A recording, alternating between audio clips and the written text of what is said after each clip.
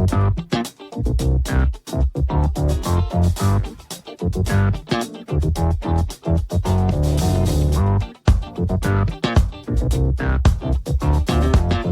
folks, and welcome to the Daily Ratings Podcast.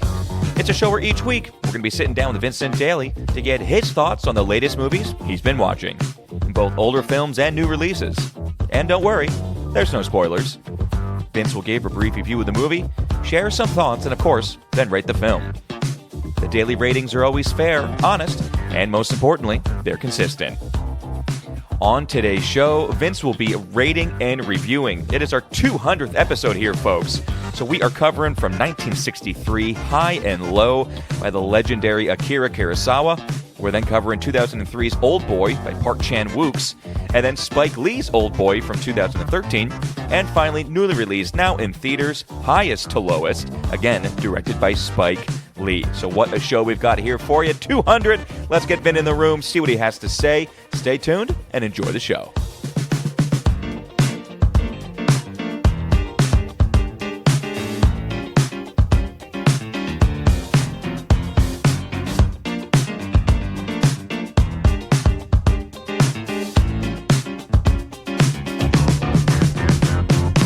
Mr. Vincent Daly, how are we doing over there? 200, Tommy boy. It is the 200 episode. We have not been making a big deal, even personally. Yeah, right, yeah. Another week, we got a lot of biz. Week. It's a busy week. We got things in the can, you know. But a great milestone for us to hit 200 episodes. Absolutely. Still going strong. 200 off the value for value model as well. Yeah. You know, as we slowly trickle in and people get it, what's going on here. But it's been great. It's been great to see a lot more people come in the past 100 episodes. Yeah. You know, since episode 100. Absolutely. People from all over the place, even, you know, across the states and across the world is pretty cool. Yeah. We definitely have some sectors worldwide now. I can tell we have a bit of a fan base here, there, and other places. It's pretty cool to see. That's great. So, yeah, 200th episode. Doing something kind of special, which basically doing the Spike Lee gambit. Yeah, kind of like 2 OGs, 2 remakes, and Mr. Lee, I'm seeing a bit of a pattern here. I don't like what I'm seeing, you know. It's like what's that Breaking Bad scene? He can't keep getting away with this. like he needs to be stopped, is what I'm saying. Is no spoilers on Highs to Lows. He needs to be stopped. He's an interesting guy. You know, it really goes to the beat of his own drum for sure. Right. Kind of does whatever he wants, has some opinions. And, I mean, for the first time ever on the podcast, we're covering Akira Kurosawa. Yeah. Which, to me, is really the special part about, 200, let's do something. That's really the 200, absolutely. It's my first, I watched the original High to Low. It's my first Akira Kurosawa film. Wow. I've had him in the holster for the past 200 episodes. Didn't know when to break him out. And you do some watching on your own, too. I do. I purposely have been saving him, though. I just want to almost binge it. Sure. Or now that I kind of broke my Akira cherry, Ew. then I can kind of, you know, do my thing. Yeah, no, I feel you. But also, I'm surprised that you never cross paths with them because I believe I'm not, off the top of my head, I can't remember if this is a John Wayne film, but Tora, isn't that one of the... Yeah, it's a Wayne, yeah. Yeah, he does a segment. He films a segment for Tora, which I thought would have been the bridge in just how much Wayne you watch and how much repeat Wayne you watch. Well, even lately, you've been saying you've been dipping out of westerns and more of his like military stuff that he's been watching. And more so, and I have been noticing, especially with Akira. I know he's always been, you know, he pulls on westerns big time. I know that John Ford is a big, you know, inspiration for him. Yep. And he also has a writing credit for Good, Bad, the Ugly.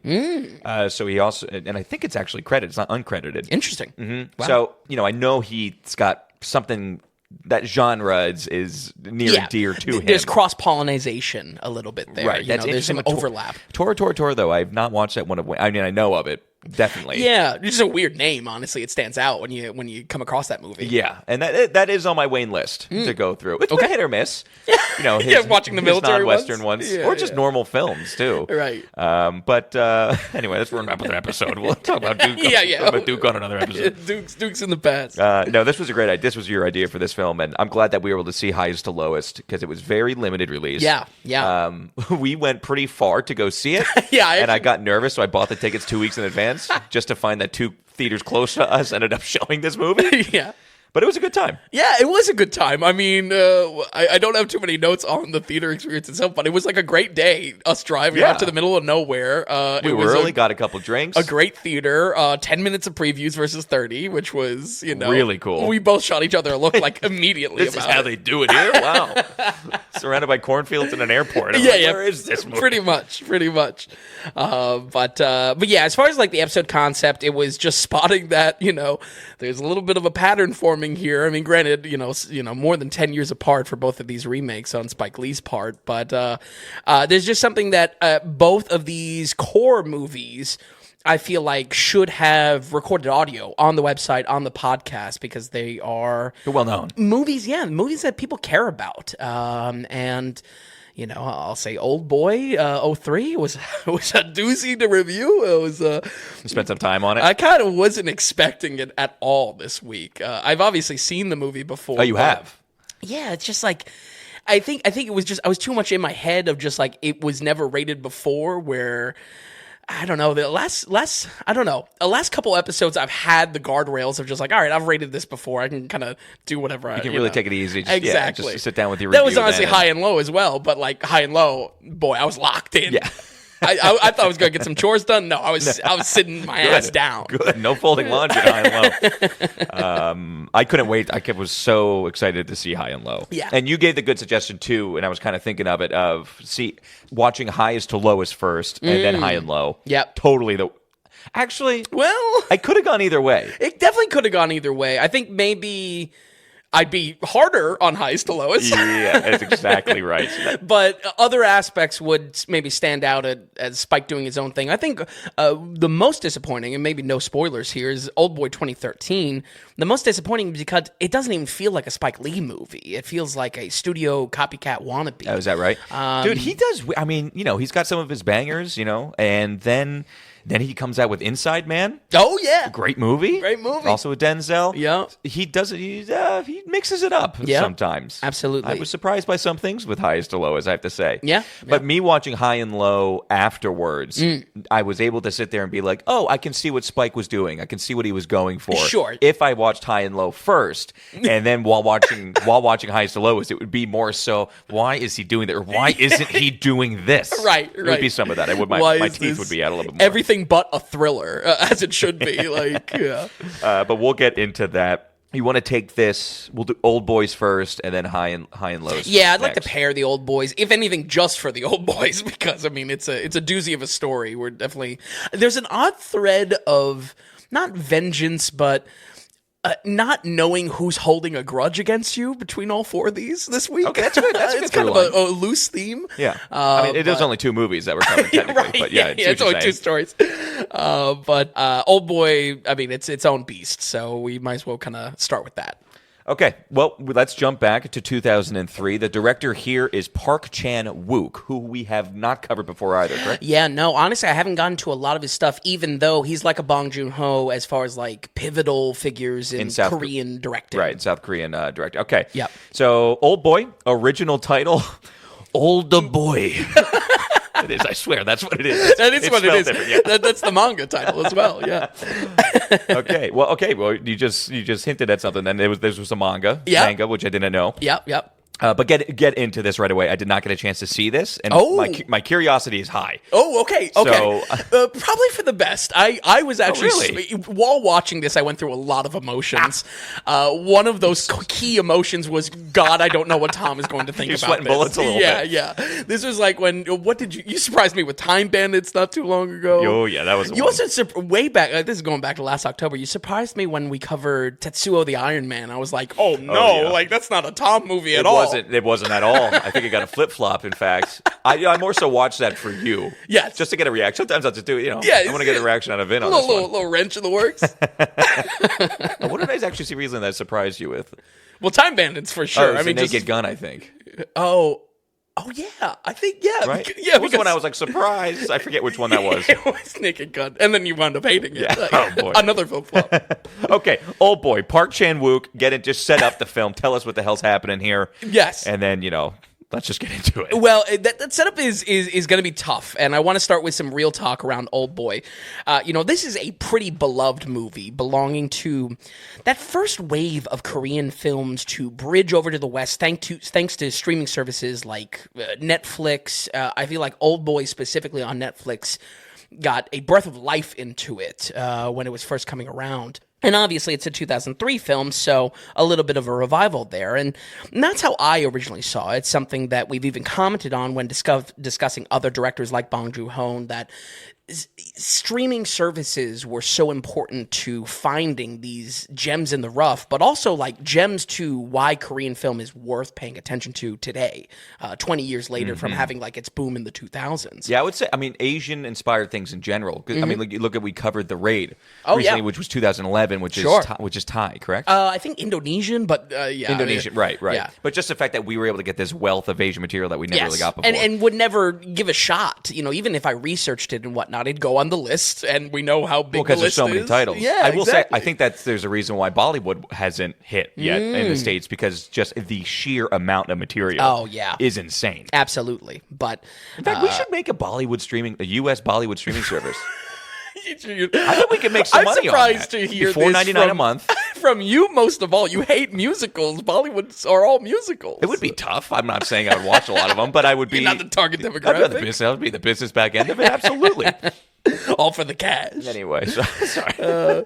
But seriously, watching this movie fresh again, I was extremely conflicted where to rank it. I think for every ounce of gorgeous cinematography and unhinged performances, the film has a matching aspect that hurts its experience. And if anything, this rewatch highlighted those for me. So I won't bury the lead for this review. I think Oldboy is a once-and-done type of movie if you've never checked it out before. But like other challenging movies such as Clockwork Orange really comes to mind in comparison to this. Oh, wow.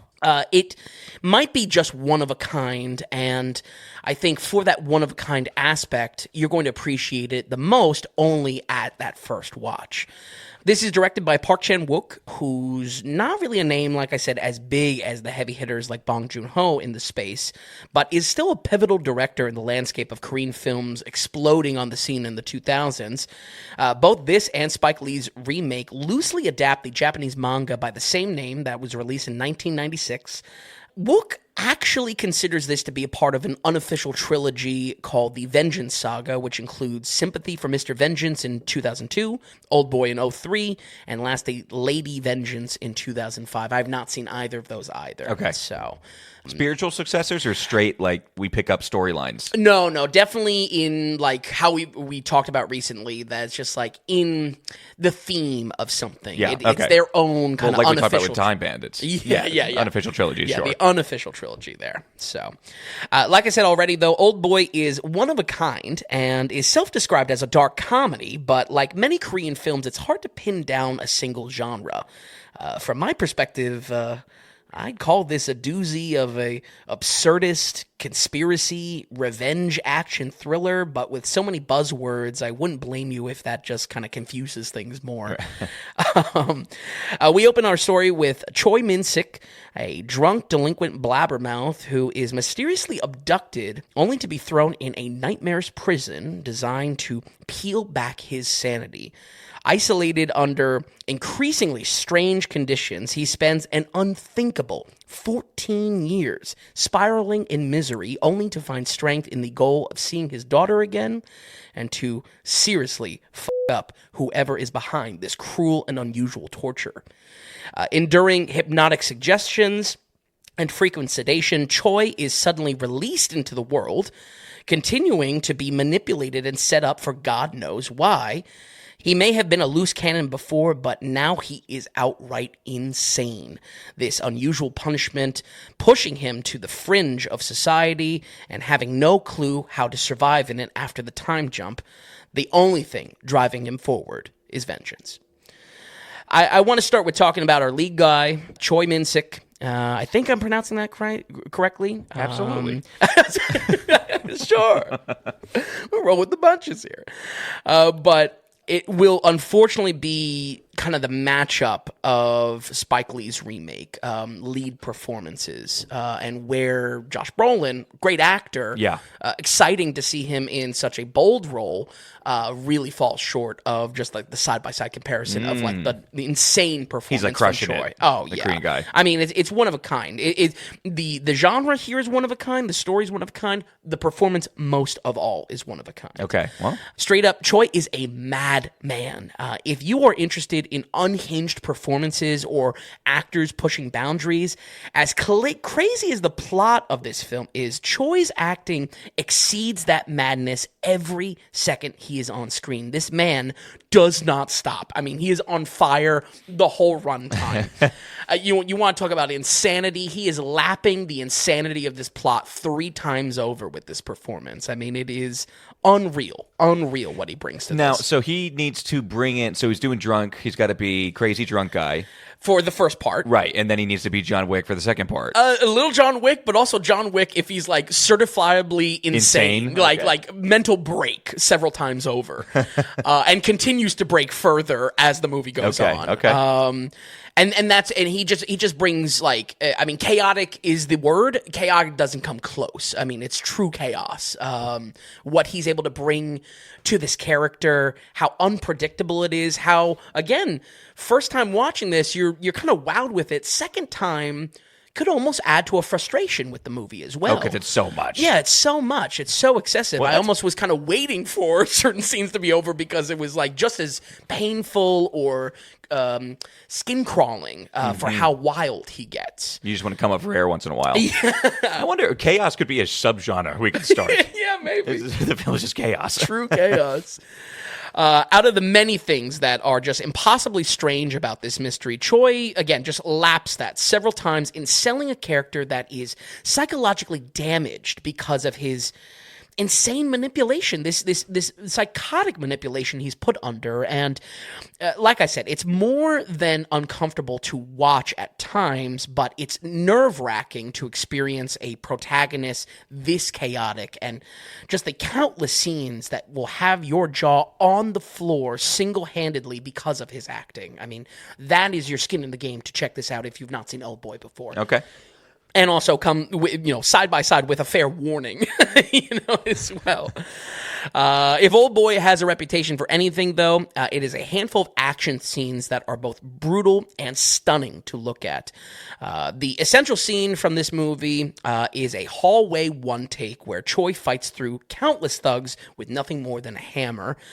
This one take is not only gorgeous cinematography-wise, but many moments in this film you can tell maybe didn't change the action landscape like we've studied with certain action films. Sure.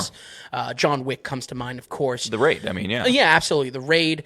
But in a time that every action movie is trying to pull from the best, Oldboy is repeatedly gone back to, mainly for this hallway fight scene. I mean, this hallway fight scene has inspired quite a bit, but is absolutely worth watching it on its own for what it was originally. All throughout the film, even though you can't always describe it as a pure action flick, that same brutality is carried into every section of this unraveling mystery. Up-close shots of gore are extreme and will leave you conflicted, as the method of revenge might be excessive, but on some level you feel like they are deserved for what you've seen this man be put through, and how strange that torture is that he's been put through. Let's talk about some of the bad, though. It was around what wasn't clocking for me on a rewatch. Some digital aspects just don't age well on this at all. I of course understand 2003, a little bit of a rough spot for this stuff, no less an international film. Yeah. But there was a lot that just doesn't work. I really can't defend it. I mean, this is why it was tough, because I was saying, like, I know I like this movie. I also enjoyed it in a vacuum that I'm not watching to make recommendations. I'm watching just for my own personal enjoyment, especially when I'm chasing action sequences and the best of the best. Here, though, there's definitely some black eyes on the film when it comes to digital effects.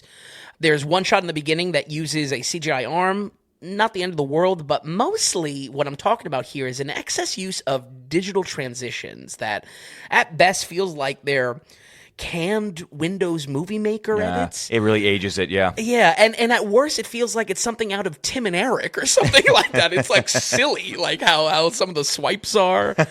I mean, for real, some of these screen wipes push the boundary of what is acceptable. And, like, I would love to show this to, like, George Lucas or something. We're like, what do you think about these editing choices? What do you think about this, George? We also do need to talk a little bit about the twist, and I will dance around spoilers the best I can. I mean, obviously, most of all you, Tom. I mean, this is worth watching in some capacity. Sure, yeah. My issue with this is the same on my first watch. Not only does it feel painfully obvious, and I want to lean into like the painful side. It's not that it's like, oh, it's so obvious. It's just that like you kind of don't want the obvious answer to be right. Mm-hmm. It's that in the setup of that kind of obvious answer, it's never really confronting the first question any viewer would ask. Now, if anything, it's confusing because you're not really sure if this is stylistically a bit dicey because it's Asian media. Asian media can kind of dip into these areas a little bit. Certainly anime, this coming from a manga, can kind of dip into some dicey sexual stuff.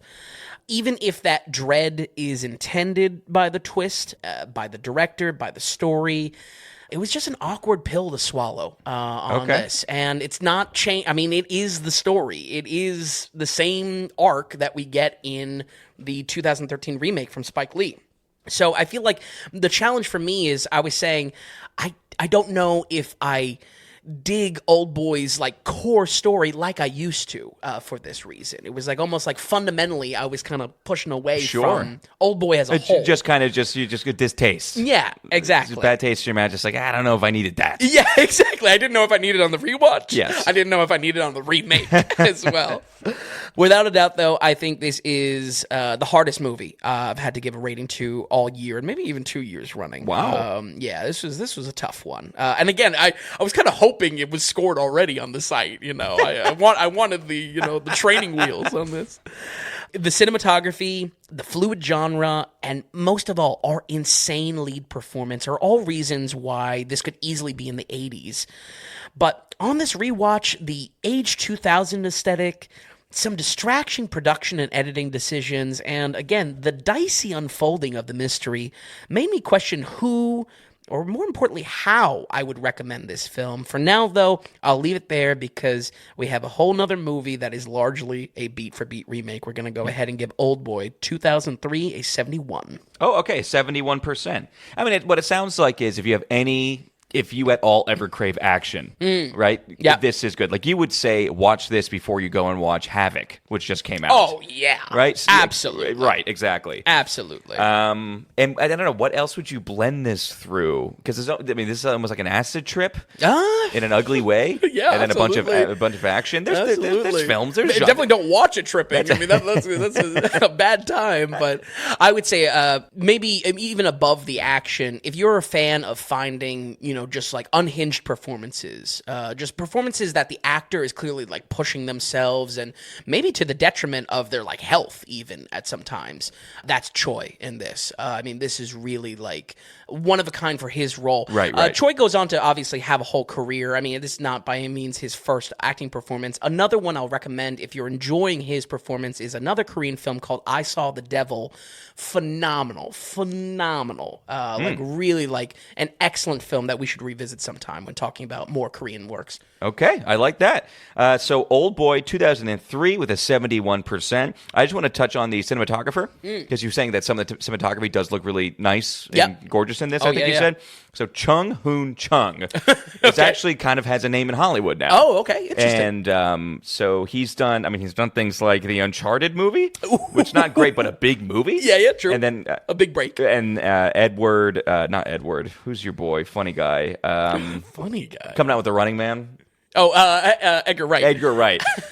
He was the cinematographer on Last Night in Soho and also the Coming Up The Running Man as well. Wow. He does a lot of pictures. I'll say Last Night in Soho had like particularly great looking cinematography and like some bold shots. So interesting. Yeah. I'll say. So he's a big name in working. Yeah. I still don't know about Running Man, but we'll see about that. Yeah. We know what you think of Wonka, so we could just skip over his film on that one. Yeah. But okay, all right. So let's jump 10 years in advance. 2013, Spike Lee wanted to remake this, and you just said it as well. It's kind of a beat-for-beat remake. Yeah. So why don't you get into it?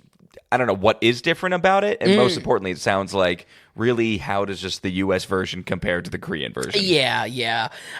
So this is our first example of Spike Lee pulling an idea from an international film and just doing a much worse job, unfortunately.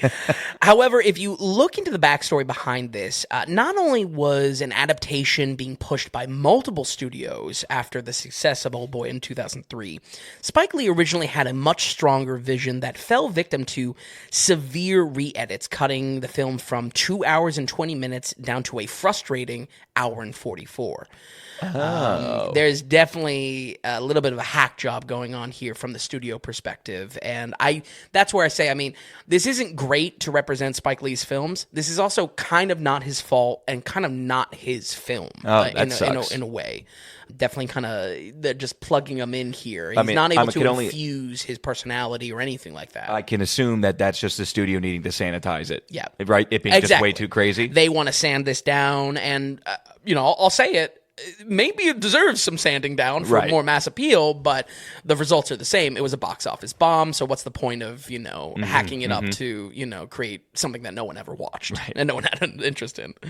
The 2010s, honestly, were riddled with these type of remakes, but the one that comes to mind was actually when Fincher tried to recreate Girl with the Dragon Tattoo as another kind of international hit brought to the States. Quickly, too. Oh, yeah. Yeah. Absolutely. Once again, I got to give some real talk. Oldboy 2003, it's a hell of a ride. And sanding down its craziest edges could possibly result in a better experience of the story, but there was a reason why I wanted to highlight Spike's tendency to remake these international projects, and it wasn't to show them in a flattering light. Oldboy 2013 does in fact have its edges sanded down. Where the original had kind of an indescribable genre to it, everything has been refined into a conspiracy revenge thriller. This time around, Josh Brolin plays our drunken degenerate that draws the eyes of many who would hold a grudge against him over the years.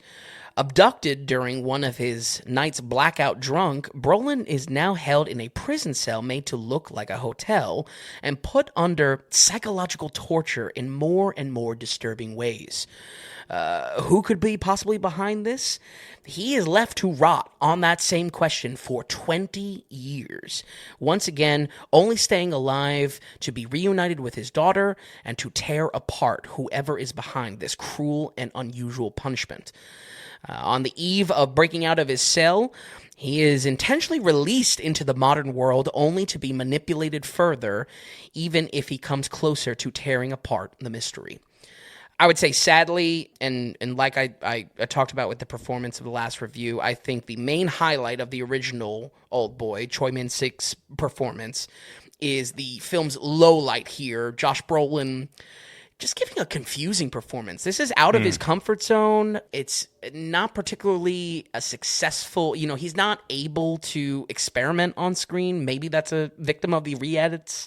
Maybe that's just a victim of the whole project. Right. Maybe it's them just watch. It could just be like tone it down. Right, exactly. Even if he wanted to do something from the get-go, exactly. Experimental, they would cut it. But yeah, he just has a confusing performance. Like, I kept on coming back to this because it doesn't feel like anything Brolin's done, but it also doesn't feel like he's leaning into like any of his strong suits. He mumbles to himself like an anime character. Eventually, when he does settle into the plot, he just kind of becomes this dime a dozen revenge role that feels just like completely throwaway, even for Josh Brolin. I mean, I love Josh Brolin. Absolutely. Yeah. But it's just like really, really throwaway. Even what was like coming around like in 2013, there's a lot of these type of revenge thrillers that are either being remade or greenlit. None of them feel as bland as his performance from Brolin. But it's in the few scenes that we try to see him be a little bit unhinged like the original that come off the most out of left field. Brolin definitely has some badass moments in this, but they only work because of a general kind of stoic or tortured demeanor. As soon as he tries to be unstable or insane, like the character should be from this, there isn't enough momentum to show that mental break. And instead of the psychological toll, really warping something in our lead character's mind. He comes out of the ordeal determined and righteous, and it just meshes poorly with the sick things he'll do with revenge. Yeah. There's a disconnect of this character being like, your dime a dozen revenge, I can get behind him, go ahead and get the people that got you. And then the sick torture that he does as the character wants to enact revenge. Right. It's just like, wow, he's really got some demons, or there's just not work put into melding the two together. He's too generic at one point, and then he's almost too crazy with no lead up or build up to that craziness. So, like I'll say again for the new movie this week, Spike Lee's directing is kind of hard to pin down stylistically, partly because he has so many projects, but also because this is the first time he's ever done a beat-for-beat remake. The style here is all over the place. Sometimes it feels like it's going for like a Kubrick vibe. Other times it feels like it's inspired by M. Night Shyamalan. I'll say I even enjoyed some of the more cartoony aspects added to the villain. Maybe they felt like they could have been stripped from the original manga. But there is no doubt, however, that this gets significantly weaker once the story settles into the revenge action core of the story. Some of this is shouldered on Brolin's performance, like I mentioned, but mostly it feels like the movie is going through a checklist of scenes from the original without any of the buildup necessary. Yeah.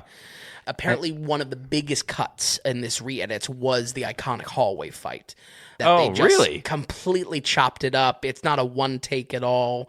There's a point that he goes in a elevator. We don't see what happens in the elevator. He just walks out with like a knife in his back. I wonder if it was just too much. Studios thought it was too much for American audiences. Yeah, maybe too much action. I don't know. Yeah, that's a shame. It really is. Like for that to be the casualty. I wonder if this came out in 3 years after it did, because it came out in 2013. So it came out a year after Wick. Yeah.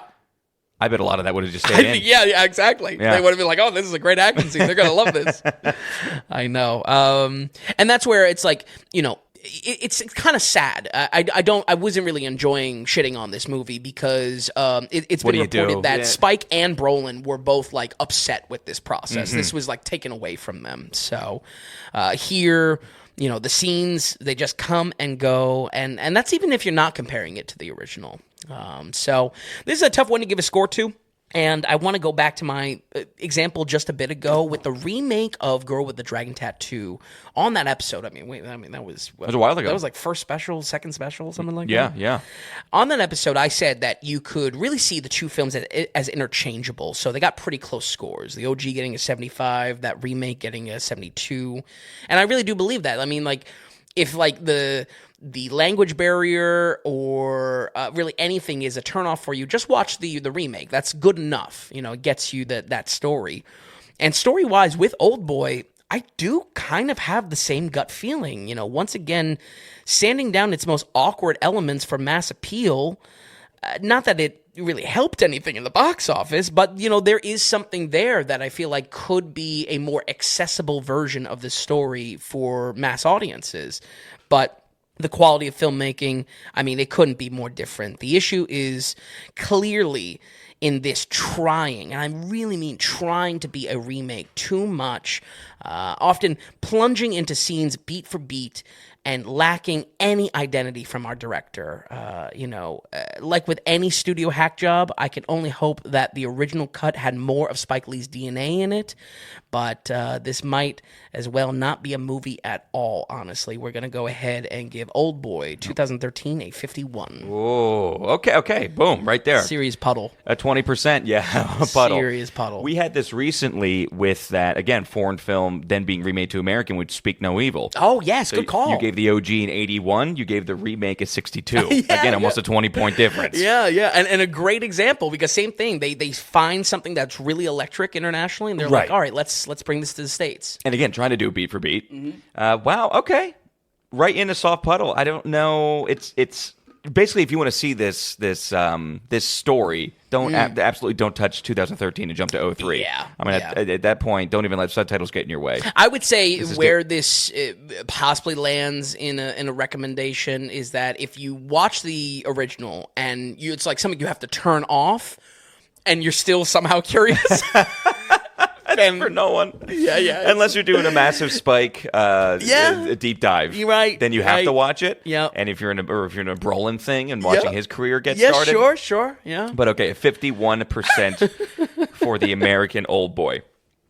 Okay, so with that, let's jump to 1963. Doozy. First one, Akira Kurosawa, High and Low. Akira really has very distinct phases in his career from what I can see. Okay. Looking at his catalog. And a lot of his earlier stuff isn't quite talked about too much, just right there in post-war as he's kind of getting his footing as a director. Yep. But he does seem to have phases. This was one of his first big hits and acclaimed ones. Well, the Samurais are before this. He kind of makes his bones with the samurai movies. In the 50s? Not in the 50s. Actually, no, late this 50s, yeah. Oh, okay. I'm sorry. Okay. No, Maybe but I think of his 40s stuff then. yeah, no, you're absolutely correct in that he does have these eras, though, that, like, there's recognizable Kurosawa, and then there's obscure Kurosawa. Okay. That a lot of people aren't really, like, talking about. I think a good example. That's my bad. I think I'm confusing the 40s with his 50s. Okay. Because I was going through his 40s stuff. Because watching this, I was like, maybe I should see I should go back in time, see where he starts, see if I can see that DNA. Right. And I mean, just time. I just had to jump right into this. Yeah, of course. And then I know he came back with Rand in the 80s, which was like, it's kind of such a movie. Right. Man, so good. I'm highly interested in him for obvious reasons. Yeah, I think the main thing that would be the point of interest for you is, again, kind of the cross-pollination with Westerns. They kind of not steal from each other, but definitely are in the same space creatively. And also, I mean, just like gorgeous movies. Right, I feel he's a good filmmaker. Yeah, yes. If there's a trademark of Kurosawa, it's visual poetry. And that in itself is very Japanese. But, I mean, there's something here that he has a care of visual storytelling in everything else that's being juggled in his movies. Definitely. And that's why he's renowned as one of the best of all time. Sure. And I know that it's sometimes going back, I also kind of had interest going back in the 40s just to see so early post World War II. Yeah. Just a big Japanese director going out and making films. Yeah. It's interesting shots of the country, things like that in cities. Yeah. I don't know, there's some type of history to that basically. Yeah. But, okay, like I said, it's High and Low. It was a joy to watch, High and Low. I'm glad you liked it, yeah. Well, it might be anticlimactic for when eventually we cover more Kurosawa's work, but I'm pretty sure this is my favorite movie out of his. Right, okay. Yeah, this is not a typical movie for him, but it is still my favorite because I feel like what he's able to bring to this with the lessons learned from his typical movies. A few come close for different reasons, but for a director that is just constantly praised for how influential his works are to the greater film history, that claim is no better supported than feeling how High and Low lays the groundwork for the crime thriller genre. I mean, this coming out in 1963 and feeling like a modern crime thriller police procedural today is some of the biggest praise that I can give this film. And I really mean that. I'll touch on that in later on in the review, that there are no caveats of just like, oh, this is good for 63. Oh, this is good because, it's a trendsetter in the genre. No, this is a good crime thriller. Right. Yes. Flat out. While he might abandon his comfort genre of like these samurai westerns, I might mispronounce the name. I believe they're called Jai. Ooh, no, wait. I believe they're called Jai Daigeki. That's like a samurai genre. That is the samurai genre. Okay, I like that. Can you say it again? No, I'm kidding. Listen, I may be going to Japan. I'm not good on my conversation with Japanese. You better study up. I have. My name is Vincent, and where's the bathroom? Well, now you can say my favorite film is Tengoku to Jigoku. That's great. And I'm. You know what? I need to full correct. For whatever reason, I thought they were his 70s. So you're right. His 50s are unbelievable. Yeah. The run he goes on. That's where you get Rashomon, you get Throne of Blood, Seven Samurai, honestly, everything Kurosawa. It's crazy, yeah. Yeah. But Kurosawa's mark can also be felt in just these strong principles characters, having a similar Bushido-like outlook on life that sets the stage perfectly for this thriller to twist and distort in the story. Folks, aside from any background, history, or context, this is a film that is great to watch on its own, and it's probably the third or fourth time I've seen the film now, and I was still live locked in. Like I said, I kind of planned to do some chores with this on, subtitles and all. Nope, ass in seat. I was like, damn, like 20 minutes in, I was like, damn, like this is like so engaging. Such an excellent story. Yeah, the way it unravels keeps you. I was nervous. It's 2 hours and 23 minutes. Sure. Really made me nervous. Kind of, I was saying. I was like, I saw that, I was like, wait, what happens in the middle again? Right. You know, like, it's a long movie. Yeah. And a lot does happen, but as it takes you through it, he keeps bringing things into perspective and even bringing a number of people on screen. Yes. Even. It does. He does a very good job at keeping it going and keeping you engaged. It is. It's great filmmaking. And that's what I mean. Like, it's so... To watch this is to watch like the fundamentals of a really like a modern crime thriller. Like if I'll talk about it in a minute, but like if you enjoy Silence of the Lambs, if you enjoy like any of the big crime thrillers, it's all right here. And I feel like it all has to do with stakes. We're constantly just being told like how serious and how monstrous this criminal is. You know, it's so good in a way that you can appreciate the building blocks. I really do think it's good on its own as well. Yeah, regardless of time period, regardless of caveat. What I was saying, especially as we got into the second act more, and you know, we were over an hour and a half in, my big thing was, wow, he's taking this very seriously, the story, but also super practical. Yeah. And I can't tell you how much I appreciated that. Yeah. Wow, we're just watching something very practical go on. Yeah, that like, might actually be how it would be done. Absolutely, like problem solving of like how do you figure out a ransom threat? Right. You know, no flash, nothing crazy. Yeah. And then just like, okay, we have to narrow down who our target is. Okay, well, what are the clues that could lead us to them? Exactly. And just like getting the individual's crew breakdown on what they think or what they have so far. It was basic, very serious, and yet practical, and that's what I just was loving that part. Yeah, exactly. It's a great Especially watch. coming off of Highest to Lowest. yeah. Where like the crime element is like throwaway. I mean, the cops are good for nothing, basically. Right, exactly. Yeah. High and Low, though, is a financial crime thriller loosely based off of the 1959 novel King's Ransom. Masterfully, it takes an already tense ransom scenario and pairs it with a cutting moral dilemma, placing it in the hands of the audience as well to decide what is right. Set in the Japanese economic miracle after World War II, we open with the shoe manufacturing executives gathering to discuss an aggressive takeover, swiping control from the president of the company. King Ogando, played by Akira's favorite actor, Toshiro Mifune, plans to make the same move but on his own terms, secretly purchasing controlling shares of the company for 50 million yen, shocking his scheming business partners.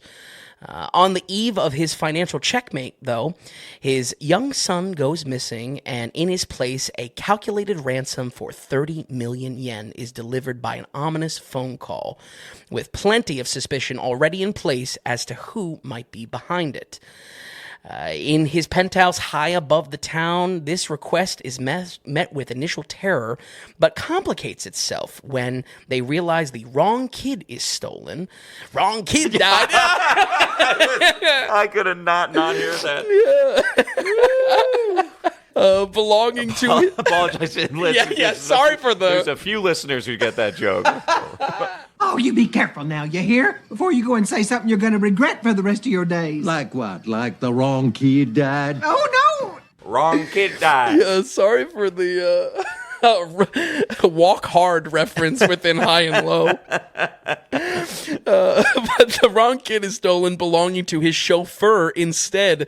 With as many possible motives as there are eyes on Gondo's wealthy lifestyle, this unthinkable decision will put Gondo in a vice grip. Does he jeopardize his business deal at its most crucial moment? Or does he wash his hands clean of the responsibility to save a child, blood or not?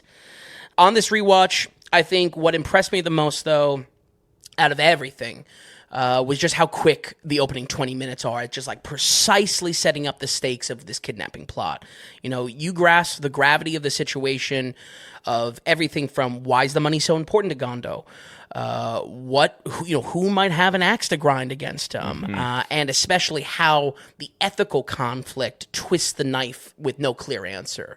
I feel like it's definitely not something that we've touched upon in a big way, but I enjoy when an ethical question is posed in a character because add some participation of the audience. You say, oh, what would I do? What decision would I make here? And this clear story structure does wonders for the pacing of this crime that unfolds as well. The first hour gives us all the pieces. The middle 20 minutes show kind of a aftermath of what happened. And then the final hour is all payoff in the investigation. I feel like that as well, just such a satisfying, tight movie, even though we're talking like 2 hours 20, you know. Yeah. I'd probably critique some films for saying like, oh no, there's definitely fat to trim. I feel like it's so well organized here into those little sections of like first hour is set up, 20 minutes just to kind of recap, and then the last hour is all payoff. Yeah, I would say I almost could have stretched out that first 20 minutes Okay. a little bit longer. Sure. I think I wish that there was some fear that could have lingered longer, or it took maybe a little bit longer just for things to get, because I was like, boy, that happened fast. Yeah. You know, oh, he's taken already? Okay. True. To me, it could have been maybe a little stretched out. Sure. Even just for believability's sake. But, I mean, that being said, as we keep on saying, that the movie does move along well at a clip. Yeah. So. Yeah, absolutely. And to be fair, kind of central to the story, same thing with Highs to Lowest for a new slot this week. The kidnapping happens really, really fast. I think it's just the way it happens and how fast it kind of does happen. It just, that's where some of the believability of it kind of dissipates for me. Okay. When there's so many elements of this film that is actually really believable. Sure. And done so realistically. Exactly. Yeah. Much like this episode has had a focus on, though, acting performances are why you should check this out. Toshiro Mifune is absolutely dynamite in this and shows he's able to transfer that stoic samurai code he's best known for into a modern role that requires a bit more range, a lot more rage, and a lot more anguish. Akira Kurosawa is no stranger to the acting-director duo we always talk about. By 1963, they had already made the most famous of their samurai films together. This is resulting in Mifune hitting the ground running on this. I mean, this performance, it feels like he's able to slip into it so easily and stands out to me as really one of his best. When we eventually cover a lot of the samurai films that he does, I don't know. I feel like those are like Westerns where I kind of have to make excuses of like, oh, this is good, but it's still a little bit old. Here, not the case at all. And listen, folks, if you want some peak dad yelling in a movie, this is your samurai for the job. I mean, anytime he's yelling, get out, like, I'm shitting bricks. I'm cleaning my room because it's like subconsciously like making me like, oh, there's an authority figure in the room.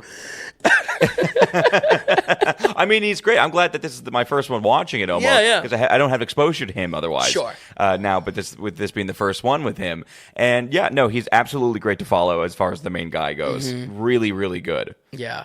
And it's also like, I get what you're saying as far as it doesn't hit as far as you seeing him as, oh, he's always the samurai. He's always the Ronin. You know, he's this old type of character. Yeah. Seeing that translate into modern day, not really a factor for you. But I still think like how tight that room is and how high pressure his decision is under. Constantly, yeah. I mean, the explosions of anger, the explosions of rage, just like so great, so great.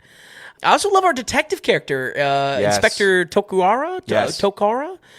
He's played by another Kurosawa staple. Oh man, I'm going through the ringer on these names today. Tetsuya Nakadai. His character, you know, I'm not going to overcomplicate it. He has a simple role, but an important role. He is restating the stakes to us constantly and really drilling them into the audience. The amount of times this guy calls our criminal a monster or says out loud how much of a bind they're in, I mean, it's just great. It's communicating the stakes of this scenario. And what surprises me as well is that there's such little music in this movie, especially in that first hour. Oh, it's great. Yeah. But like, in fact, to take a note on that, what Vin just said, folks, for later. yeah, for Rise. Not a lot of music in this one. But no, he's great. The detective is super competent. Yeah. And I was loving it. Loving him the entire time. Yeah. As much as Mifune is the main character here, really, Nakadai, man, it's a satisfying character. Well, it's a character you want to root for against the opposition. Right. Well, when chaos is happening, it's natural to gravitate to the guy who's like, I've done this before. Yeah. Don't worry. This is what we do. We'll handle it. It's nice. It's a good character to attach yourself to. Absolutely. But still, like, communicating the stakes, like, really drilling in of just like, well, we've never dealt with anything like this before. You know what I mean?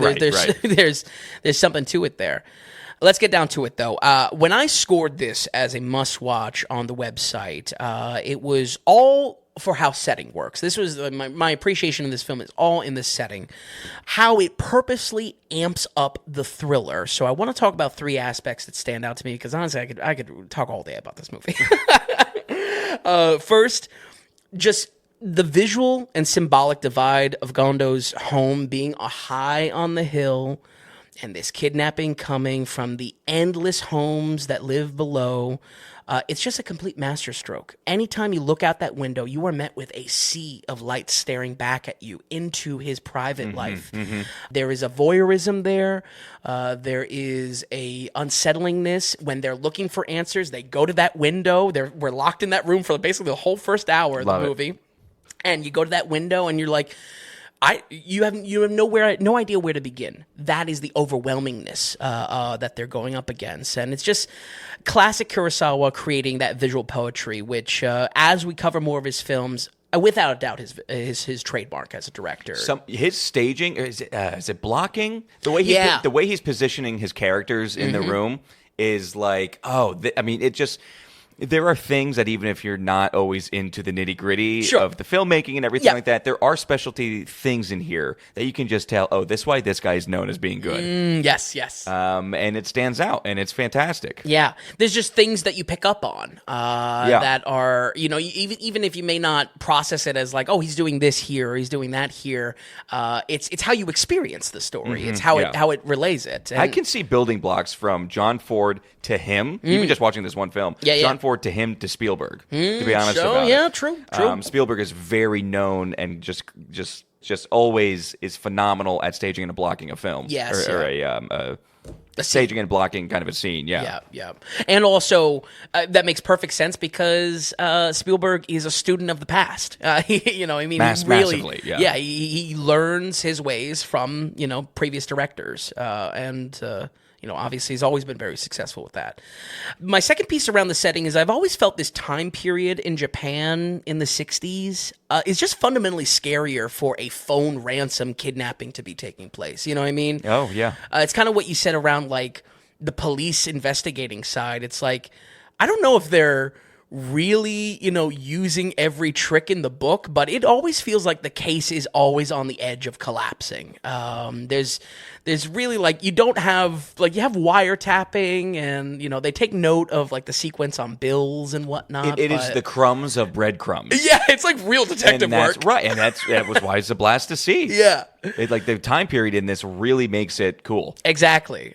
It's something we'll also, unfortunately, return to for the new film and kind of really fumbles this aspect, making a modern version of this. But when we do eventually cover, big must-watch like Silence of the Lambs, I will say the same thing. Staying up to speed with detective work, that's the crime genre. Staying along with it. They say, I never really liked this, but calling it a police procedural, like going through the actual procedural work. Yeah. I don't really love that name for it's the not genre. Sexy, no. Yeah, exactly. Because it can really be engaging when it's done well. Yes, it really is. It's more than just like watching NCIS or CSI on TV. It's kind of transplanting you into a rougher version of police work, and seeing what they do with it is fantastic and high stakes as well. My last thing I'll end with as far as the settings go is that, without a doubt, this just goes down as one of the best single-room type of movies. And I already said it's really only the first hour that we're stuck in that single room. Yeah, do we put it on the compilation on the site? I think so. We do? I think so. Okay. Because that first hour, I mean, it's everything. It is everything. They lock us in that room, their living room of this home, and it is a pressure cooker for character performances. It's great. So this is on our site, folks, in our compilations. We have one-room movies. Yeah. If you want to put it on, I'll put it on. I'm telling you, just because how good the time that we spend, and it's obviously like very intentional how long we spend in that. Oh, yeah. I mean, just the camera work is so tight on all the You acting. don't get bored being in there. Yeah. You know, you're not wishing to go outside, actually. Absolutely. You're like, yeah. I've heard people described Akira Kurosawa's direction on set with his actors as chess-like. He really was intentional about their placement. Maybe that ties into like the blocking. Yeah. You know, even when we get out of this mansion that Gondo has, the train sequence, the dance club sequence, great examples of like still really great cinematography being done, but all my praise is in that tight ass room. Under an hour, there are multiple explosions. People are losing. People are begging on the ground. I mean, like it is a pressure cooker for good performances, and that's where I was watching this. I sat down, locked in. I checked the time, 20 minutes in. I was just like, I am watching this again. Like, I've seen this. That's awesome. Yeah, I am pressed for time. I thought I was just gonna put it on the background. No, I am locked in, and it's for that room. What I'll end with is we've talked a lot on the channel now about Hitchcock and how you can kind of see the roots of the thriller go back farther than you think. But I'm telling you, folks, watching High and Low is like finding the goddamn Rosetta Stone for the genre. This is the core of the modern thriller. Now, this being the 200th episode, I kind of wanted to highlight an aspect of what I say with watching in the modern day, no matter what. Sure. Maybe just shine a light on that directly. I think when I talk about this, sometimes I refer to it being one thing that I can praise a movie that's old by not being dragged down because it's old, not dragging down its experience for its age. We've also talked about how something can be worth a watch because of its fundamental qualities or being a trendsetter or something like that in the genre. But in order for me to fully believe, walk the talk of what I say with watching in the modern day, there has to be examples of older movies that have no caveats attached to them and no excuses for you being able to enjoy it. High and Low is that movie. If you have ever enjoyed a thriller, I'm talking Silence of the Lambs, I'm talking Prisoners, I'm talking Zodiac, I'm talking Phone Booth. We really got to get Phone Booth on the site. Okay. I'm telling you, we got to get Phone Booth on the site. Yeah, okay. I really want that on there. I'm talking Inside Man, a much better Spike Lee film than what we have to cover this week. I was going to bring that up next. Then I strongly believe you can appreciate this film's greatness on some level. Listen, folks, you know, Tom's been hiding the scores on me. He's been cutting me off. I don't hide anything anymore. He's been cutting me off. Only in the beginning. Yes, I did take this off the site so we could put it up on up top again when we post all this. Maybe I'm just late to the punch then. So I'm not sure how much of a jump this will be, but I can only guess at the reaction. I put a lot of thought into this. Oh, my word. Hold on, should I put my shoes on? Oh, my God. We're going to go ahead and give High and Low 1963 a 92. A 92%. Woo-hoo! I wish I had a music maker with me here. A 92%. Do you know what this film was originally? Now, folks, again. No, I really don't. I know it was a must-watch. I want to set the standard here as we're reneging on scores now for our 200th episode. Right. I'm kidding, but it's more so. Vin and I had this talk early on when we because we had so many scores when we went live with the podcast, and some of them were top of head. I always talk about the initial 50, which this might have been. It probably was. Maybe not, though. Because we got in this. You were into movies at this time. It's true. Regardless, yeah. Especially if you said that this is your fourth or fifth time watching it. Yeah, third or fourth. Yeah. Anyway, so our point was we don't want to be the guys that change scores all the time. Yes. But there's some we will kind of give leniency to, especially when some of these were the first 100 scores that we ever actually kind of put on just our initial Excel sheet that I was doing now 12 years ago. So 92% for high and low. She's getting bumped up. She's getting bumped up. Well deserved. I think where Tough it boiled to be in the down. 90s. Tough to be in the 90s, folks. It's tough to be in the 90s. I think what it boiled down to really is that I looked at Silence of the Lambs at a 90. Yeah. I also looked at Citizen Kane. I know I'm doing a 93. big drop, name drop 93. there. That's okay. But in the timelessness aspect, Absolutely. High and Low has teeth to it. And that's why, in fact, and I love when we find those gems. It's not, High and Low is not the first one of these that we've covered on the podcast where you can watch it and still, even though it's 100 years later, it's still amazing. Or almost 100 years later, how good it is. Sure, right. We've had some of those, I think, in the 40s maybe, or even the 30s, but they're rare. They're rare when it's hey, I get it's an old film. Yep. It's like, no. This holds up. And even for me, this held up still. Yeah. I'm not on the level of you. Sure. But I really did enjoy this movie a lot. And you, maybe not a huge thriller fan, you're able to still see. I'm a crime thriller guy. Okay, yeah. Crime thriller, trying to problem solve stuff? No, yeah. I'm right there. Right. I am right there. That's kind of why I liked Inside Man a lot. I mean, Vin, it's fantastic. 92%. Yeah. Out of all the films we have, I mean, I think there's 14 now. This is our 14th, 15th film hitting the 90% mark. Yeah. So very impressive. We're bumping it up from an 85. Oh, it's 85. Oh, well, that's unacceptable. That's fine. It's fine. It is an early score. If it's not in the first 50 films, it is within the first 100 that I put on the Excel sheet many, many years ago. Oh, man. So a 92%. It's also tough. I mean, real talk. These movies, anything 85 and above, if I'm watching it again, I'm going to probably like it more. You know what I mean? Because I'm attached to these movies no, that's in a different way. No, there's enough above 85 where you're fine. You know what that number is. I think some of them might just surprise you here or there. I think some could maybe do a drop, honestly. I'm telling you, High and Low was an early film that we put on the site. Yeah. So it needed a rewatch in order to do this. Yeah. Okay, excellent. 92% for High and Low. And like you said, right above Silence of the Lambs. Right below Citizen Kane. Yeah. And again, Citizen Kane comes to mind. Well, obviously, Silence of the Lambs because of crime thriller pedigree. Yeah. But Citizen Kane, again, it just comes to mind because I was reflecting on that movie in the sense of how modern it feels. Like watching it, the editing tricks, how the camera moves. It doesn't feel old at all. And this same thing. I mean, we are just in a single room. I could not be happier in that. It's single very impressive. room, It's very impressive. Yeah. Okay, folks. Hey, well, with that, let's go ahead and go into our producer thanks, our producer segment here for this episode 200. We've got two producers coming in for us here, Vince.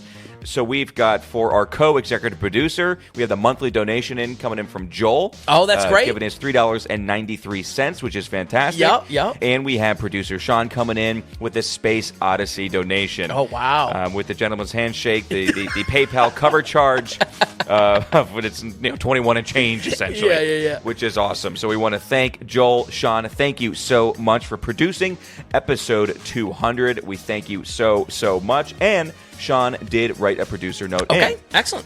So he gave us a bunch of questions for this donation, or for this donation note. He's grilling us. So Sean writes, congratulations on 200 episodes. What an accomplishment. I have some extremely important questions for you to answer. Okay. So get ready. We got about 6 or 7 of them here. Ready?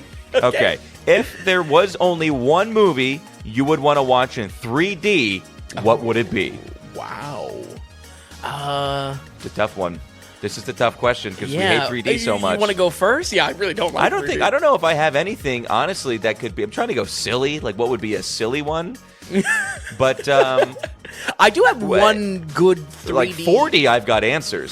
Because you want those seats rocking. I've got answers for 40. I don't know what film I could watch that would be enhanced by 3D. Well, I'll say this. My best 3D experience, I think, was for Harry Potter Order of the Phoenix or something like that. One of those later Harry Potters. The 3D technology like really was impressive. Like there's a scene where all these glass bottles are falling. And I was like, wow, this added something. It's kind of to enhanced. It. I saw Beowulf in the 3D. Oh, interesting. That's okay. when 3D was at a height. Well, I mean, you should know Angelina. this. I mean, you bought the 3D TV. And you bought the stupid glasses. I think the glasses came 2 pairs. 2 pairs came. Did you ever watch a 3D movie on that freaking movie? No, because you had to buy separate copies. That's so funny. This was before streaming was a big thing. What a money grab that was. Yeah, for Someone real. please tell James Cameron. I honestly don't know if I have an answer. Yeah, I guess I'll say Beowulf. I don't want to say a movie. I don't want to say a movie I love because it would just make it so much worse. Right. What was one of the first movies shot with 3D that was shown, and it was Hitchcock. Yes, Hitchcock. Yes, yeah, you're right. What was that Hitchcock film that he did that he was Yeah. one of the first ones to do 3D? We touched on it, Was too. it Vertigo? It might have been Vertigo. Okay, we'll do Vertigo. But I don't like Vertigo. Oh, you know what movie I saw? Spy Kids 3D. There it's the we movie go. to see in 3D because it's in the name. Because it's in the name. Yeah, anything with 3D in the title. And I did watch it. That was at the tail end of the blue and red glasses. Yes, Before they went to the 3D glasses that actually look like Yep. sunglasses. Okay, there you go. Next question of all. Let's see. Who is more swayed by nostalgia for movies? Tough to say. It is tough to say. Maybe depending on genre, because like I'll rep a bad old sci-fi any day of the week. Yeah. I might have to go me on this one. Yeah? I think I might be swayed. Yeah, I think I'm more sensitive to time than you. Okay, yeah, no, that's very true. You know what very I mean? True. Okay. we talk about the passage of time in any sense. You're going, oh Jesus Christ. Okay, next question for producer Sean. Who likes Spielberg movies more? Well, Go ahead. I don't think I had a good leg to stand on until the Indiana Jones episode, honestly. Well, I mean, Jaws has a good score. Yeah, true. Because it's Jaws. That's true. I'm going to go, is it me? I think so. I was going to say you. Yeah. Because you just have, I mean, you're the film guy. I mean, it's the daily ratings. You just being into movies more than me. Right. I just feel like you would have more appreciation for Spielberg than me. And you want to talk about like different eras of a director. I mean, Spielberg, very, very fluid career in what he touches on. I am pumped for his movie that's coming out next summer. Yeah. It's finished. No one's talking about it because it's so under wraps. Okay. But it's like it's going to be a UFO, kind of old schoolish type thing again. Interesting. The kind of the crumbs that are coming out of it that you can pick up, the tea leaves. Mm-hmm. It seems like it's going to be a pretty good movie. Wow. So pretty psyched for that. I don't know. That might be a draw, though. Yeah. I don't like E.T., so... I don't think I like E.T. I don't know if I ever sat down and watched E.T. from start to beginning because it creeped me out. Oh, true. Me, it's just Drew Barrymore, even as a child. You know? It's so I hate true. Drew Barrymore. I can't stand her. Okay, so I don't even know. I'm going to go see Jaws when it comes out in theaters in a couple weeks. Oh, that's right. That'll Yeah, propel they me are doing over. that Okay. re-release. Who likes cooking movies more? I don't know. I think me. Yeah. It depends what my last meal was. How about that? There we go. We'll give that one to you. So what's a genre you think you like more now than before you started the podcast? Oh, I mean, it's got to be Westerns. For you, Westerns, yeah. 100%. You completely turned me around on Westerns. I don't know if I have one. I think you with horror. Because I mean, stayed away from horror completely. Listen, the most you've gotten out of me was like, wow, I might sit down and watch this one. No, a little bit more. You go, I'm actually pretty interested in this one. Right, and then I don't watch it. Especially throughout the year, I'm just like, oh, I need to get... And by the end of the year, especially for the Tom Dailies, I like to go through and watch a lot of the ones. Yeah. Horror is not on the they list. never make it to the list. I could say... You did surprise me out of nowhere. Yeah. And you watched the whole backlog of Aliens on your own. I mean, it wasn't even tied to an episode. You want to just do horror sci-fi? Yeah. I watched Romulus twice in theaters. Right? Yeah, I guess we've 200 episodes in. I'm watching the fucking show. Yeah, you are watching the show. Okay, so... We did the swap. 200 episodes in, I am now Woody, and Wow. you are Buzz Lightyear. That's right. Okay, we'll go with that. I was going to say old school kind of film noir, because I've been doing my own studies kind of on my own. True. But I guess that's not even on the podcast, so we'll go with very specific type of sci-fi. Yeah, maybe sci-fi horror. Okay, sci-fi horror. Can't even name another franchise right now on the top of my head. Yeah, true. What another one would be. But that's good. Okay, you're Westerns, I'm sci-fi. There we go. I think it's the last question. Of all the movies watched for the podcast, do you have one or two desert island movies now? Huh. Tough. I have to do Lord of the Rings trilogy. Sure. And that counts as one, clearly. Oh, right. Yeah. And then, good question. Yeah. Good question. One or two, that's tough just because... I mean, that's the whole point of it, though, right? Yeah. You Desert Island. We never have done this. Trilogy doesn't count, by the way. Oh, it absolutely does. Then I get Godfather Part 1 and 2. Okay, I'll give you that. And then Godfather, Godfather- Godfather 3 is in the case, but I use it. I eat it one night. No, when you finally for lost hope, you sustenance. lose to slit your throat. Yeah, when you realize no hope is coming on I that make a beach. shiv out of the DVD. I might go Casino Royale. Oh, okay. All right, no Godfather. Serious answer is Goodfellas because I could it's just it's a so good time. easy to watch. Yep. Yeah. Number Good two. answer. Good answer. What's his Family Feud? I guess it is kind of. Number two, it's got to be a sci-fi of some kind. Yeah, where do you go with that? Where do I go? I mean, by the scores, probably first Alien. Honestly, 2001. Well. Yeah, but 2001, I mean, what kind of mental state am I going to be in to watch that on a desert island? Oh, God. That is so funny. I'll be wanting to turn into the baby. Okay. All right. So there you go.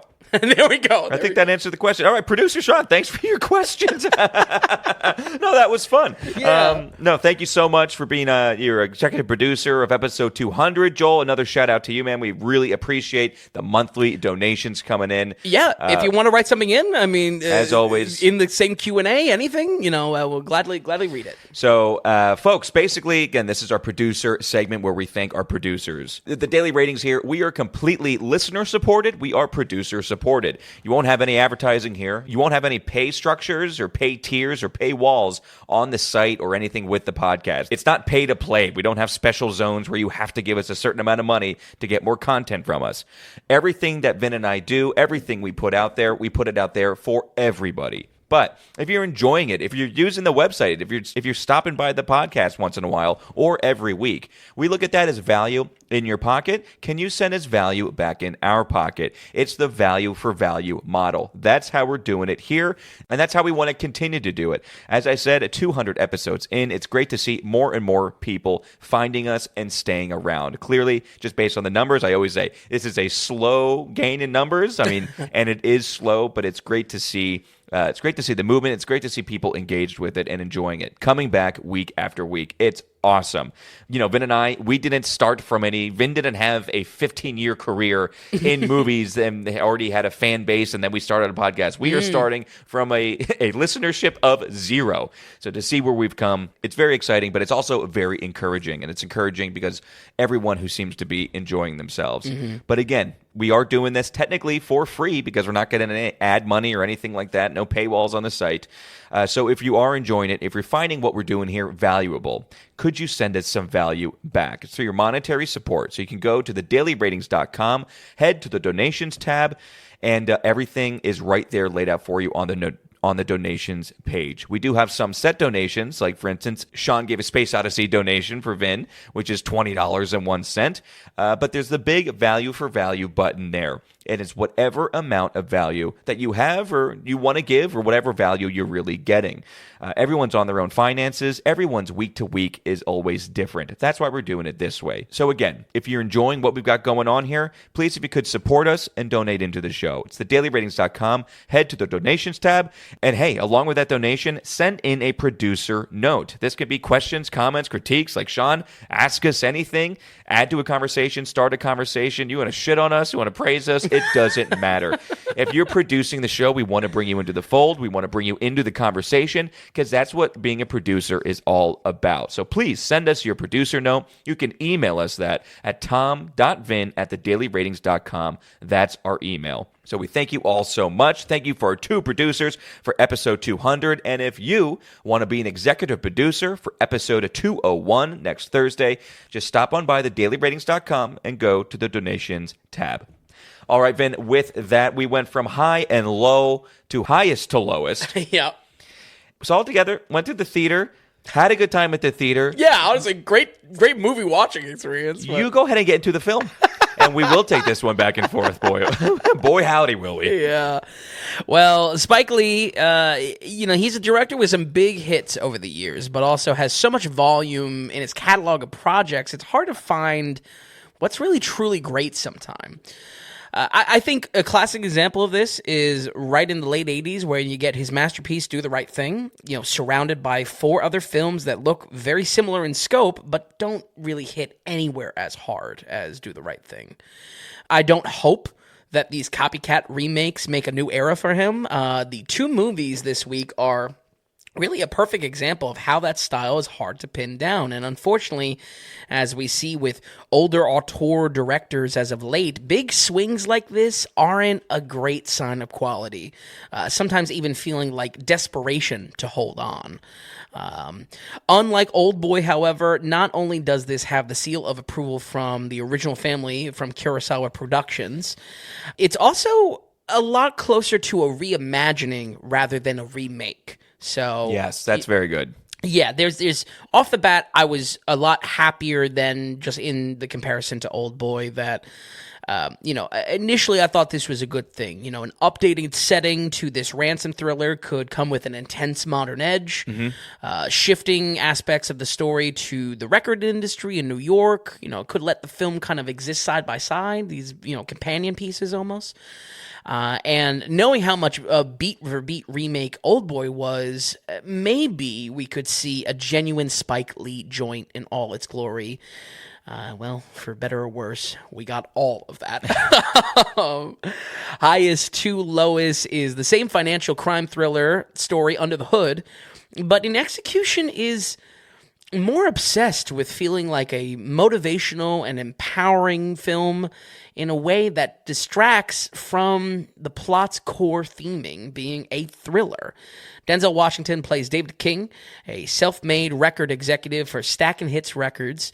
Though he doesn't make the hits, he nonetheless has left his mark on the city, standing as the gatekeeper between passionate artists and their career in music.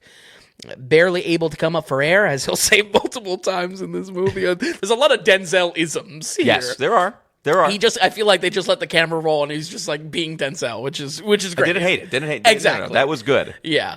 He controls all aspects of his life, including a plan to buy out the majority control of his label to avoid selling off what he is most passionate about. His juggling act is thrown off, though, when news of his son being kidnapped comes, along with a hefty ransom for his safe return.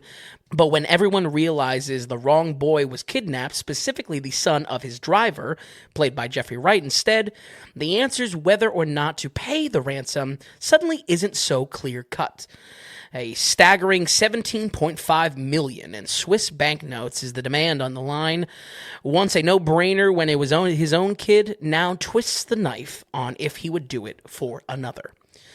I would say Spike Lee, he might not have a writing credit on this project, but the whole script, it feels very dad, feels a little boomer at times, feels just very Spike Lee, dripping with Spike Lee. This is, in fact, a total opposite of what Oldboy was, where it was just like, this is a studio film. No, this is a Spike Lee movie. It does feel like Spike Lee movies. This is a joint venture with Apple as well, so very limited release, and I believe it's going to come out on Apple in just 2 weeks. I think I want to say September 5th or something like that. Sure.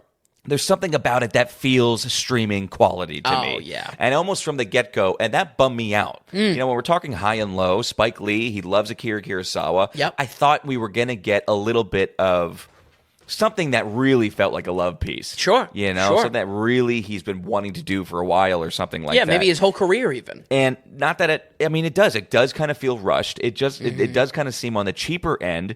And everything from the filmmaking to, as you just said, the writing, it's surprisingly lacking. Yeah. Surprisingly lackluster. Yeah. I'll get to, kind of our buzzword we were both saying walking out of the theater in a second, but I think, on one hand, the movie is absolutely saved by Denzel filling this role. He's able to kind of just effortlessly step into the shoes of this character and give an enjoyable performance. I agree. Yep. On the other hand, however, the the whole movie feels like something we would get from the 2000s in a bad way. It's actually funny that I kind of, I don't know if I blocked it out or blacked out, but the fact that Apple was involved in this, I mean, I think that maybe connects some dots on it feeling just kind of like Apple has a bad trend of grabbing big directors, but maybe giving a little bit too much freedom, or maybe, I don't know, something happens when they grab these big directors and it doesn't stick. Netflix is known for letting the directors be directors, and I do think Apple is trying to do that as well. That sounds amazing. Yeah. But I can't help but feel like some of these Apple releases, a lot of these Apple releases are feeling that they're coming up short. Yeah. And that goes everything from the Tom Hanks 3 movies that we've got to that one called The Gorge, which they just tried to put out. It was supposed to be a theater release, and they backed out of that. And now we get this. You know what I mean? I wish someone was making a bigger deal for it, and I kind of put Spike Lee in that as well. I hate to say it. I really do. Yeah. I hate to say it. I was excited to go see this. Right, yeah. You had tipped me off, though, and been like, hey, just, the reviews aren't too great on it. Right. There was also, evidence that they were trying to bury this film. That's what you were saying. That's right. With the release schedule. Yeah, just everything from background music to... Let's just hone in on that. Can we hone in on that? Yeah, I knew this was a And first off the bat, Denzel is holding up the film. Yes. 100%. Yeah. It is... One of the things I said to you was, I like Denzel in this so much more than Gladiator 2. Oh, 100%. Because this setting for Denzel to just go and be Denzel works way better. Yep. And in fact, if he had a better script, it really would have been much better. Because there's some scenes that it's kind of super silly. Because of the script, but it's like, okay, then okay, go. Denzel sells it. To an extent, I guess. Yeah. But there is music in this that I thought was such a poor choice. I was convinced it was so much like the original, and he just might be. I was like, he must be pulling from it to try to just be like it and to do an homage, and this is the Easter egg. And after the movie, you were like, no, that had nothing to do with the original. I was like, why would you ever have this piano, boring backing music? Royalty free sometimes, it sounds like. And also, just let the talking scenes be talking. Yes. Why are you drowning it out with soft piano music that isn't getting tense the tone of the movie or anything? Yeah, it does. It kills the seriousness. Yeah, something that the High and Low does a great job of doing. It's killing the seriousness of it. Yeah. Back to the practical. Go ahead. No. I wanted to dig in on music more. Please. Because what's unacceptable about this is that the story is around a record label. You know what I mean? I feel like, and maybe even Apple Music, you have a back catalog to pull from. Now listen, there's some needle drops that are good. Sure. Because you're in New York City and you're moving a little bit. Yep. And there's needle drops. Okay. But the vast majority of filler. The composed filler music. Yeah. And at times kind of was the main score. When it was, not kind of. It was the absolutely. score to the film. Man... Yeah. It was bad. It was so... take it out. It was disturbingly bad. Strip it out in the edit. Which we do not often post-release, say of strip the it out main in the score. Right. Seriously, it's not something we comment on. Just like the score needed to go on this. Yeah. Not something we say often. Unreal. There's an overly optimistic tone in scenes that I'll get into a little bit, but for sure the hand of Spike Lee's directing is felt the whole runtime. Overall, Tom, I know we're on the same page here. I mean, we were both walking away calling this sterile. It was like 100%. And that's the streaming angle. I feel like that's the root of when we say, it feels like a streaming movie. It feels sterile. Yeah, who knows who the hell it is? Listen, you could give Spike Lee a pass for Oldboy 2013. Right. I'm not giving him a pass on this one. No. Not for a second. Yeah, no. Without a doubt, I think the main issue is the film's priorities are not building the stakes for the thriller that is still the core of the story. It is, like I said, it is still kind of the same story under the hood, down to specific beats of just like how characters are, their relationships to other characters. It is still, the core there. But none of the film is built towards that. Instead, its priorities are constantly muddied by, I don't know, half the time trying to be an empowering, feel-good story about a father and entrepreneur, and the other half just being an outright love letter to New York culture. Don't get me wrong, I kind of got my wish of this movie being a real Spike Lee joint, because it is like a Spike Lee movie in that sense, but how much his voice is inseparable in the end product is what really hurt this.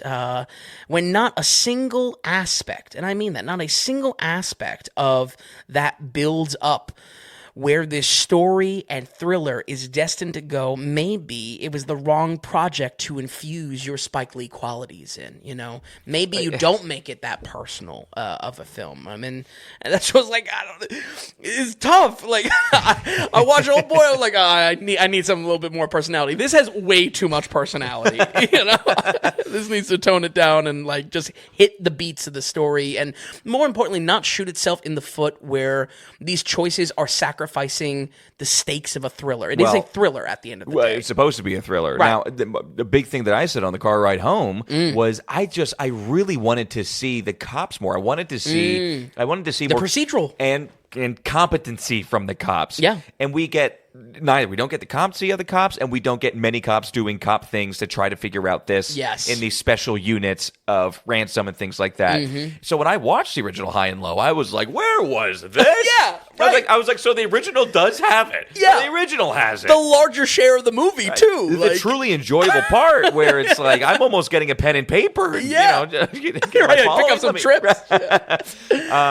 I just couldn't believe it. I just couldn't believe how heavy it was in the OG. Yeah. And to find it missing, basically missing from the rebrand, it was shocking. That's where this, like, empowering side, I mean, the objectives of the film are so misaligned.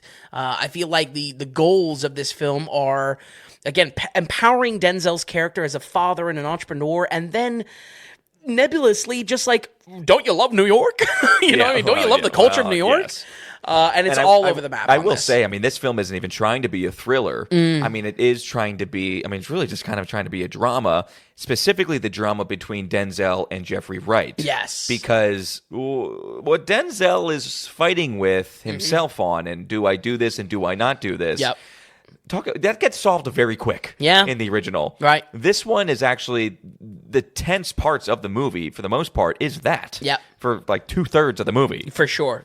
And I think in theory, I mean, you know, that ethical decision, kind of nice there. There's so much else not focus even relatively on that decision itself, or the thriller, or the ransom plot. Right. It's just, it's tough. I had a good time at the movies, I have to say. I did. I mean, we were swooned by this theater chain. Well, no. I mean, the crowd was into it. The crowd was bothering you a little bit. And to me, it helped it out just because, I mean, expectations are rock bottom already. Well, expectations, yeah. Actually, no, I was a little excited for it. Right. It's more so we had a very Spike Lee crowd in the theater. Yeah, I mean, the only reason why you go to these very limited releases is... the mega fans. You seek these theater showings out. You know what I mean? Yep. So, and this was limited, so I try my best to avoid just endless comparisons to the original. I think a sticking point for me is just how, again, weak the thriller side of this story hits, down to just like the smallest details not hitting. A great example is when we get the original ransom threat on the phone, or the cops stressing the gravity of this situation.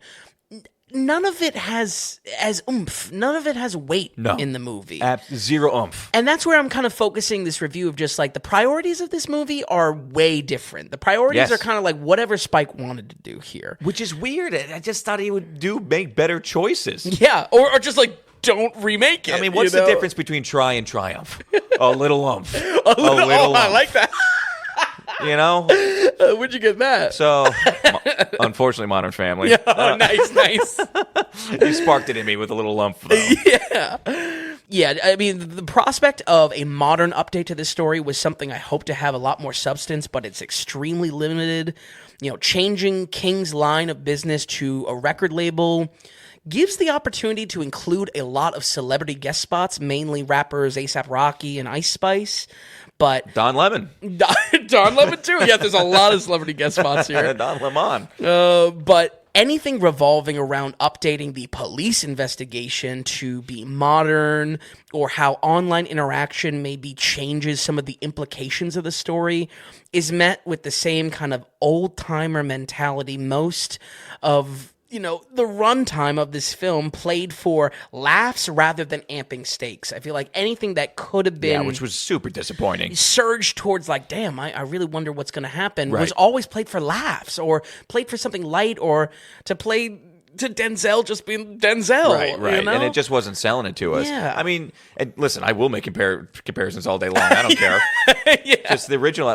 You're in this one room multiple times in that first one. Yep. There's like 60 guys in a hot, sweaty room. Everyone's fanning themselves. Yeah, everyone's and like freaking out. Right, trying to get this locked down. Yep. And for this, we get 6 at a dining room table. Yep. And but basically we have 3 main cops. That is it. Yep. For the majority of that film.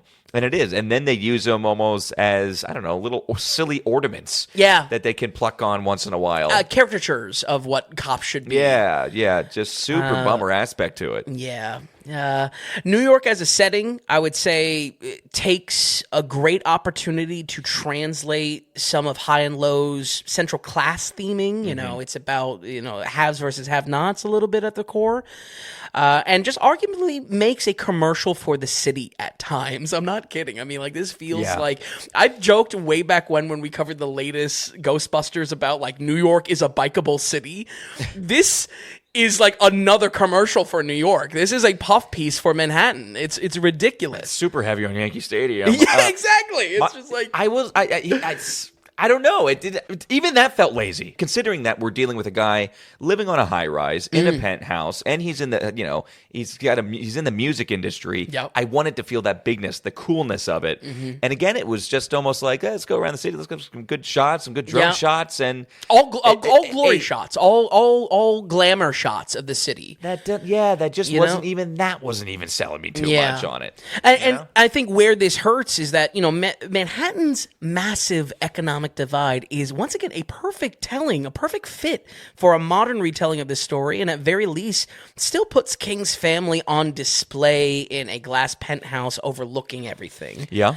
But if Spike wasn't so goddamn concerned with showing the city in the most positive, flattering, culturally diverse light possible, maybe shifting the story to New York would actually matter. There is nothing threatening here about New York. If anything, to the point that it tells the wrong idea. New York is still if anything, we've seen a dip in danger a little bit post-COVID in pretty much any big city. New York, no exception. Nothing is hostile about the million of potential faces looking up at King in jealousy to hatch a plan. Nothing is done there of a haves versus have-nots. The element of high and low society. It's like, man, and like in that sense, highest to lowest. I mean, I guess it's just about Denzel. It's just his character. But instead, we just really get sequences showing community and brotherly love in the city, which might be a crowd pleaser to Spike's home turf, but betrays everything the story is geared towards. Everything is designed towards, and I really mean that. I mean, like, it's still designed towards that, whether he's making these decisions that conflict with it or not, because he's still telling the story of High and Low. I'll end with one note and say that this has the same exact issue with Spike's previous film, Black Klansman, that the ending itself goes on just way too long and otherwise spoils a really much tighter film. I feel like you chop off the last 10 to 15 minutes, you just get a much tighter experience. But at the same time, the whole movie was unfocused, so what's 10 more minutes to fit in a music video? I mean, it's just like, I feel like I was beaten into submission by the end of this movie. It's just like, all right, it's all acceptable because none of it matters, and I love New York, But if you're looking for a love letter to New York, maybe that kind of a more empowering story to overcome strife, or even just Denzel having a good time, you can check this out. I would say otherwise, steer clear and certainly don't expect high and low. We're going to go ahead and give highest to lowest a 55. 55%. I'm not going to give it a 2 shoes. I will say I'm pretty much right there with you. Yeah, because I wanted to give it lower too, but I don't know. Well, this is the highest, I guess, and it can, it can go lower. But because when we walked out, we weren't. I don't know. I didn't see the original, so I wasn't pissed. It was just lackluster in almost every single way. Mm-hmm. And after watching the original, I still find it to be lackluster in most areas and then utterly confusing. And why didn't you go harder into this kind of way? Yeah. But then again, I think it deserves to be above that above that 50%. Because of Denzel. Yeah. Denzel is rising it. It's Absolutely. certainly pushing it up there. Yeah. And your comparisons to Gladiator 2, where like he was still Denzel. To me, out of place. But like so out of place. Yeah. Here, he's in place and still like enjoyably Denzel. And the suits look good. I mean, he works. He really does in this character. Just the elements around him could have been better. Yep. So I think 55 is very, like I said, I think I'm right there with you. I think that's kind of it. We'll see what happens with Spike Lee. See you next time, Spike Lee. Talk about tension and talk about competent characters on both ends of the table. Inside Man. Seriously. I think what I'm coming across from this week is... Should have watched Inside Man. Denzel, great in that one too. Oh, yeah. You know? Really great. Clive Owen, where did he go? So I just think there's... where did he go? When I'm looking for tense and thrilling aspects from Spike Lee, I know where to go. Yeah. And it was 20 years ago. Yeah.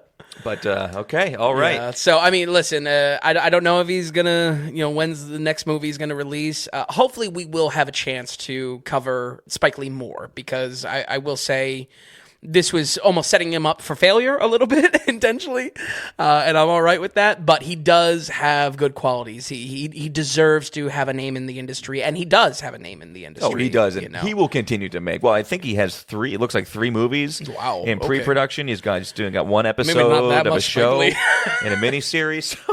Maybe cool the Jets a little bit. Vin, looking at any of these scores here, anything you want to touch on, highlight? Talk about next week or what? What do we got? A happy 200th. A happy 200th to you. To 200 more. Yeah. And to many, many more than 400 even. But for sure. And high and low at 85%, man. Glad. I'm sorry. Oh, excuse me. 92%. Don't be manipulating the numbers now. To be honest about it, I mean, it's the highest... This is the highest score that we ever had on the podcast. Yeah. Because since then, it's only been, we covered, well, as far as... No Country, which was 91. I want to say, and then Dune 2. Which is 91. Yeah. So this is the highest score on the podcast yet. Yeah. Super excited. Listen, I put a lot of thought behind it. I will say, though, I do like you hiding the scores, because it feels like back in the day when I didn't have access to a spreadsheet. I didn't have access to the database. That's true. I forgot. I actually kept a little nostalgic. Yeah, I had the reigns and only the reigns on that document. Yeah. Wow. But it got real. And only you would have to text me and ask what you gave scores, and I would decide whether I felt like giving them to you or not. Yeah. Because I didn't want you to be swayed or interfered with in your... but I think that's a good quality, honestly. It gets real reactions out of me, And I'm not... You gotta bring that back. You gotta lock down the site for me. I should take the sheets away, yeah.